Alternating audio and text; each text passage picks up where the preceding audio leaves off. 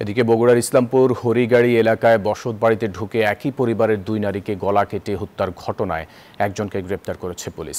নিহতের পরিবারের অভিযোগ, বিয়ের প্রস্তাবে রাজি না হওয়ায় ক্ষিপ্ত হয়ে এই হত্যাকাণ্ড চালানো হয়। এ সময় ছুরিকাঘাতে আহত একজন হাসপাতালে চিকিৎসাধীন আছেন।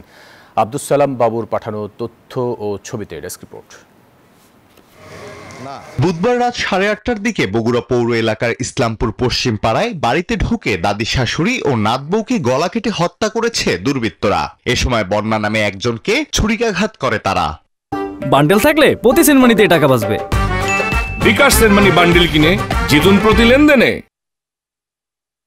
নিহতের পরিবারের অভিযোগ, স্থানীয় সৈকত নামে এক যুবক বন্যাকে প্রায় উত্ত্যক্ত করত এবং বেশ কয়েকবার বিয়ের প্রস্তাবও দেয়, কিন্তু বন্যার পরিবার বিয়ে দিতে অস্বীকার করে এবং উত্ত্যক্তের প্রতিবাদ জানায়। এতে ক্ষিপ্ত হয়ে ওই যুবক ঘরে ঢুকে লাইলি বেওয়া ও হাবিবাকে গলা কেটে হত্যা এবং বন্যাকে ছুরিকাঘাত করে পালিয়ে যায়। সোহেলের বেটা সৈকত করছে এই কাম, তাতে বলে প্রেম করি চলে, তাই শুনলাম আমরা, কিন্তু মেয়ে রাজি নাই, কিন্তু ওই ছোড়া মনে করেন যে জোর করে মনে হয় ওই ভালোবাসতে চায়, কিন্তু তো তা করবি না। এ সময় বন্যা চিৎকার করলে লোকজন এসে 3 জনকে উদ্ধার করে শহীদ জিয়র রহমান মেডিকেল কলেজ হাসপাতালে প্রেরণ করে। সেখানে লাইলি বেওয়া ও হাবিবাকে চিকিৎসক মৃত ঘোষণা করে। দেখি সব মরে গেছে, নাই কেউ নাই।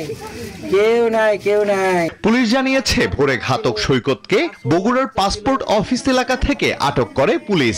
হত্যাকাণ্ডে আরো কেউ জড়িত আছে কিনা তা খতিয়ে দেখা হচ্ছে।